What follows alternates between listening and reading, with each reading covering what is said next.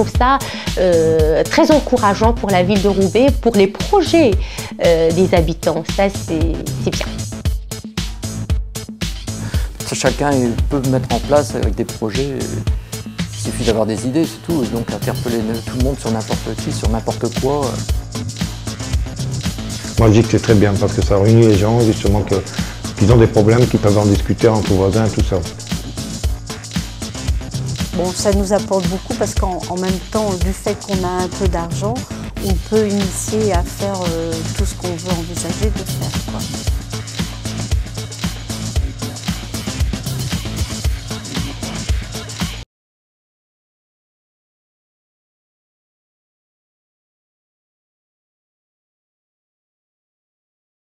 C'est un dispositif porté par la ville, la région, pour pouvoir aider des groupes d'habitants, structurés ou non en association, à investir leur territoire de proximité, développer des actions de solidarité et du vivre ensemble.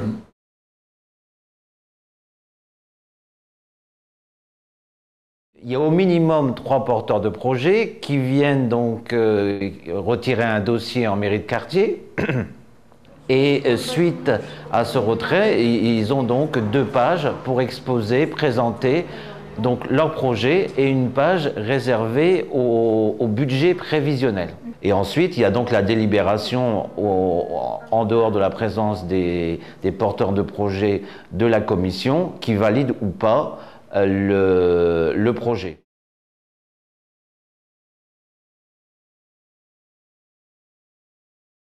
On n'est pas là que pour valider ou ne pas valider, mais aussi pour accompagner les habitants, les aider, les éclairer, les encourager, comme il a fait.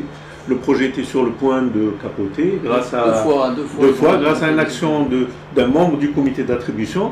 Ben voilà, le projet, il est sur de bonnes rails. Pour faire partie des membres du comité d'attribution, il faut soit être ancien porteur de projet ou représentant d'un comité de quartier.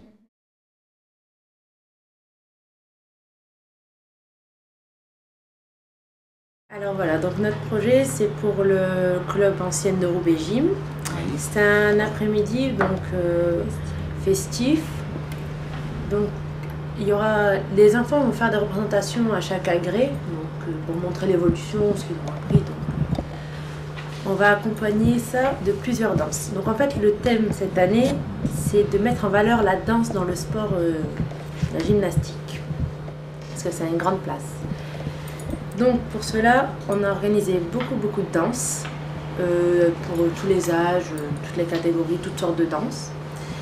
Et on a, enfin je ne l'ai pas mis sur le papier, mais on compte inviter 2 groupes. Un groupe de hip-hop, de hip-hop, et le deuxième c'est un groupe de comball. Le comball en fait c'est du jongle, mais avec de la danse, c'est jongler en dansant.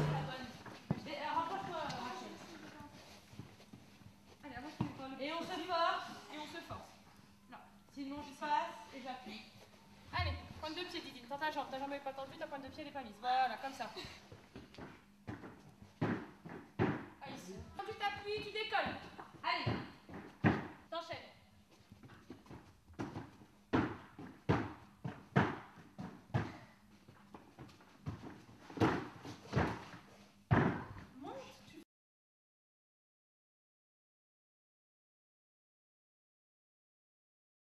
Alors pour qu'il soit validé, en fait, il faut que le projet concerne le quartier. Il faut que ce soit donc porté par des habitants ou des associations maintenant qui appartiennent au quartier, qui est réalisé, qui concerne principalement les habitants du quartier, et que ce projet ne rentre pas dans le cadre d'un autre financement, ville, région, conseil général, etc.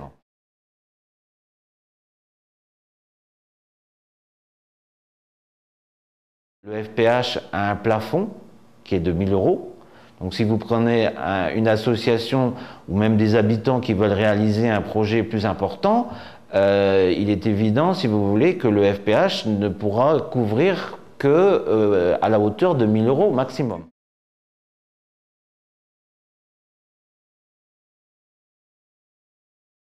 Une fois que les porteurs de projet l'ont réalisé,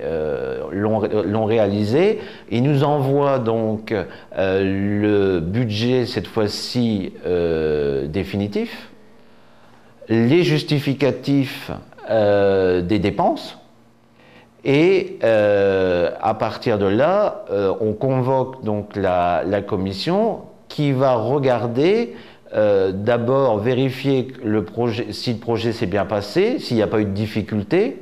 Il y a également une présentation avec, par exemple, les photos réalisées pendant le projet, ou les films réalisés pendant le projet. Et également le souci de dire, eh bien, les porteurs de projet, ils ont réalisé leur projet, est-ce qu'ils l'ont réalisé tout seuls, est-ce qu'il y a d'autres personnes qui se sont investies, etc. Comment ça a fonctionné, etc.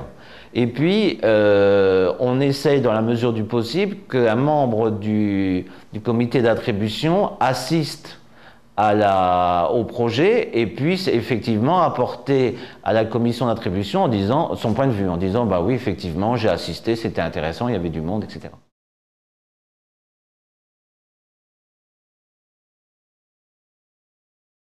L'idée au départ, effectivement, c'est qu'on avait donc envie de créer une animation de quartier autour du thème du cirque.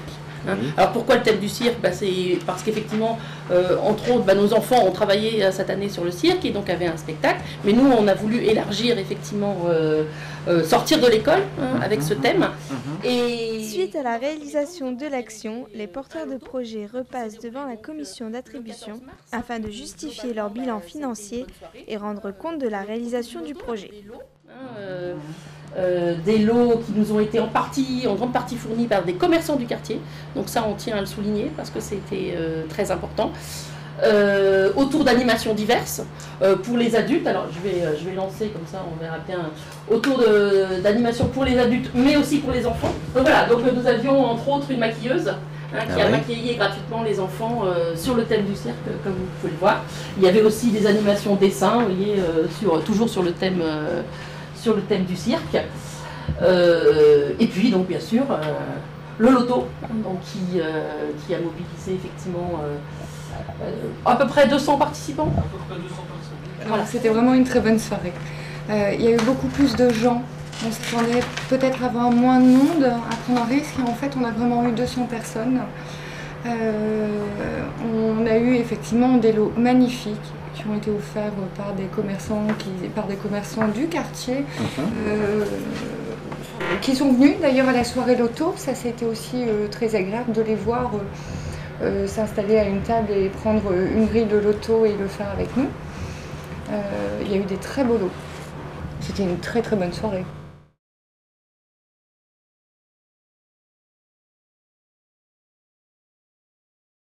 Ça valorise surtout dans les quartiers où il y a un taux de chômage important, etc., donc un certain désœuvrement. C'est vrai que les personnes, elles se disent bah, enfin, j'ai réalisé quelque chose et ça s'est bien passé.